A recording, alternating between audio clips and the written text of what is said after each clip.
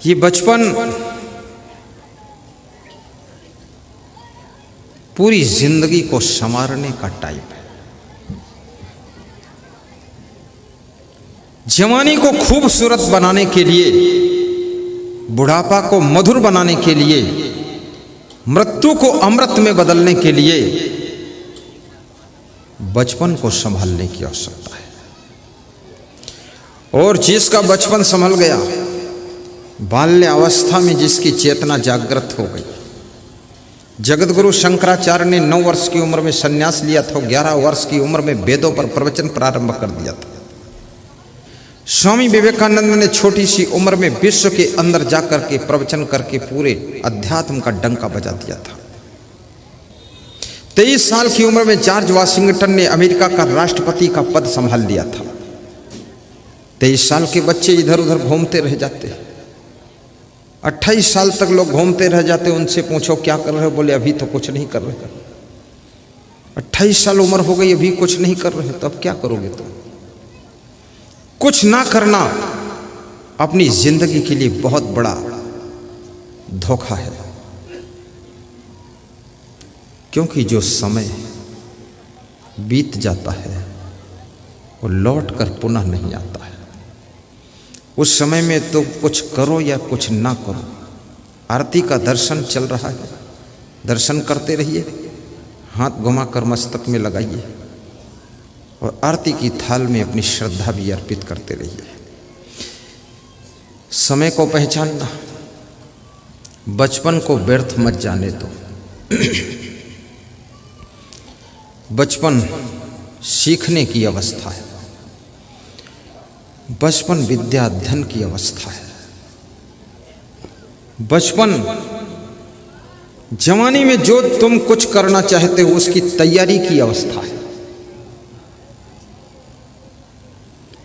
इसलिए बचपन को खेल कूद का टाइम मत समझना, मनोरंजन का समय मत समझना। बचपन सोने का वक्त नहीं है। कितने 15 साल की उम्र के बच्चे 10-10 घंटे सो रहे हैं। जितना टाइम मिल जाए उतना सो लेते हैं। अधिक सोने से भी तुम्हारा स्वर्णिम समय व्यर्थ चला जाता है और शरीर आदत को पकड़ता है। तुम इस शरीर को ज्यादा सुलाओ तो ये ज्यादा सोने की आदत पकड़ लेगा, ज्यादा खिलाओ तो ज्यादा खाने की आदत पकड़ लेगा, और ज्यादा कपड़े पहनाओ तो ज्यादा कपड़े पहनने की आदत पकड़ लेगा। और इसको कम कपड़े पहनाओ तो कम कपड़ों में भी ये रह लेगा, और इसको कम खिलाओ तो कम खाकर भी ये जीवित रहेगा, और इस शरीर को कम सुलाओ तो कम सोकर भी ये खुश रहेगा। ये शरीर बड़ा विचित्र है, ये आदतों में ढलता है।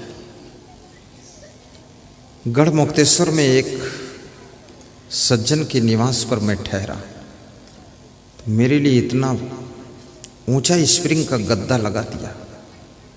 उन्होंने सोचा मैं गुरुदेव का ज़्यादा सम्मान कर रहा, मैं उस गद्दे पर सोया तो उसमें धंस गया, 1 फुट अंदर चला गया मैं। जब वो सेठ जी चले गए, मिलिट्री के कर्नल थे, वह विदा हो गए, मुझे सुला के, तो मैं उठा तो बड़ी मुश्किल से उसमें धंस गया था तो निकल पाया। और निकल करके जमीन पर एक दरी बिछी हुई थी, उस पर एक कपड़े की चादर बिछाकर सो गया।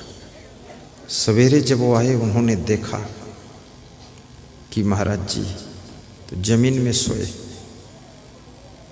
दरवाज़ा खोला मैंने तो बोले कि आपके लिए ही गद्दा स्पेशल था। मैंने कहा मैं तो ज़िंदगी में इतना कोमल पर सोया ही नहीं, मैं तो उसमें धंस गया, तो उससे निकलने में टाइम बहुत लगा, मेहनत करना पड़ा और मुझे नींद ही नहीं आ सकती। इस शरीर को जैसा तुम ढालो वैसा ढल जाता है। ये जो मांस मछली खाते हैं लोग, अंडा मुर्गी कुकरी खाते हैं लोग, इन्होंने अपनी जिह्वा को वही स्वाद लेने के लिए तैयार कर लिया कि मछली का टुकड़ा जब मुंह में दबाकर दांतों से चबाते हैं तो उसकी जो कचकचाहट का टेस्ट है, फिर वो आदत पकड़ती है जीवा, फिर बार बार मछली खाने का मन होता है। और मछली में है क्या?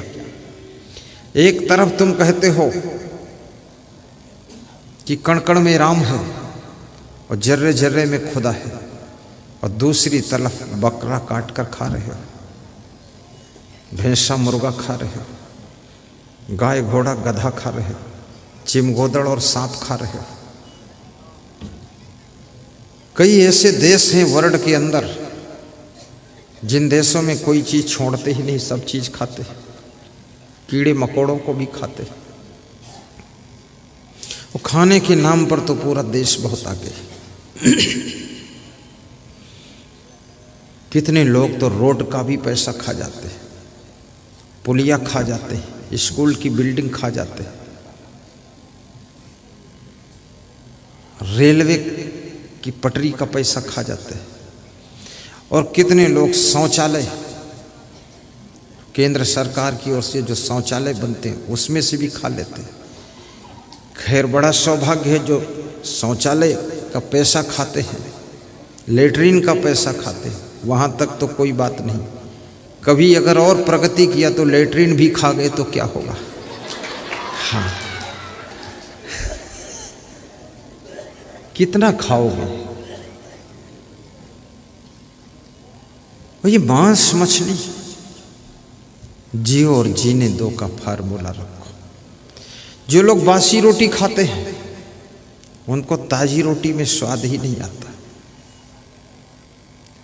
और जिन्होंने बासी रोटी कभी नहीं खाई उनको जरा सा ठंडी रोटी खाने को दे दो तो रोटी तो ठंडी है पर उनका दिमाग गर्म हो जाता है, तुरंत गुस्सा आ जाती है, अरे ये क्या तुमने सब रोटी दे दिया, बासी सड़ी हुई रोटी है, गरम गरम होना चाहिए फुल्का। और जितनी गरम रोटी होगी उतना वे ज़्यादा ठंडे रहेंगे, और रोटी ठंडी है तो वो गर्म हो जाएंगे। बड़ा मुश्किल विषय, आदत ने पकड़ लिया। और बासी रोटी खाने से शुगर की बीमारी कंट्रोल होती है, बासी रोटी खाने से बीपी कंट्रोल रहता है, और बासी रोटी खाने से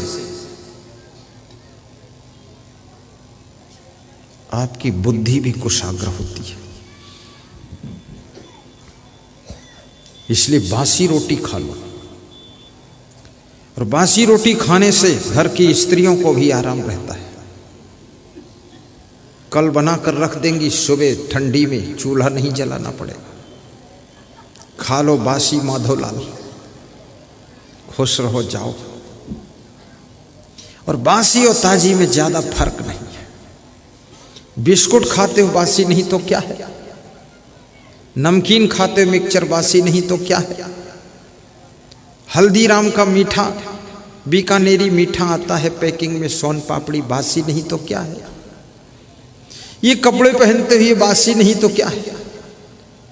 6 महीने पहले फैक्ट्री में कपड़ा बना, स्टोर में रखा रहा, फिर दुकान में रखा रहा, बासी नहीं हो गया 6 महीने, और फिर पहन रहे हो। गाड़ियां भी तो बासी हैं, 1 साल पहले बनी हैं, अब आई हैं शोरूम से खरीद रहे 1 साल बाद, तो 1 साल बासी हो गई। तो बासी कोई बुरा नहीं। 20 साल पहले सड़क बनी थी उस पर चल रहे, वो भी तो बासी है। इसलिए बासी खराब नहीं है। तुम्हारी वाइफ भी तो बासी है, 40 साल पहले विवाह हुआ था, अब तक तो बासी हो गई। पति भी बासी है। ये सब बासी लोग बैठे हुए हैं। थोड़ा भोजन भी बासी अगर सड़ा नहीं है तो खाया जा सकता है। हमारे यहाँ कभी कभी चावल शाम को बच जाता है भंडारा में, तो संत लोग सुबह उसको फिर से कढ़ाई में छौंक कर और फिर से खा लेते हैं।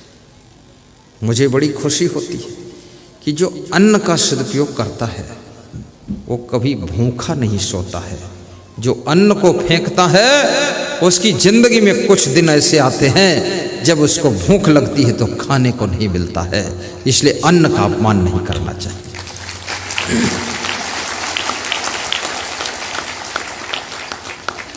अन्न तो उतना ही लीजिए जितना भूख है। यहाँ भंडारा चल रहा है, फेंकने वाले लोग पत्तल में ज़्यादा ले लिया, फिर खा नहीं पाए, फिर लपेट के बाहर फेंक दिया, बहुत पाप लगेगा। भंडारा खाने से बहुत पुण्य मिलता है, लेकिन भंडारे की रोटी और भंडारे की पूड़ी और चावल और दाल फेंकने से वो पुण्य छीण हो जाता है। मान लिया सबने एक एक पूड़ी फेंक दी, 10,000 लोगों ने, तो 10,000 पूड़ी फेंकी गई। और एक आदमी मान लिया 4 पूड़ी खाता है, तो 10,000 पूड़ी में कितने 2,500 लोग खाएंगे। 2,500 लोगों के खाने भर की पूड़ी तुमने फेंका है, तो इसका पाप तो लगेगा ही। इसलिए अन्न को देवता कहा गया है, अन्न को ब्रह्म कहा गया है। अन्न को फेंकना नहीं चाहिए, खराब नहीं करना।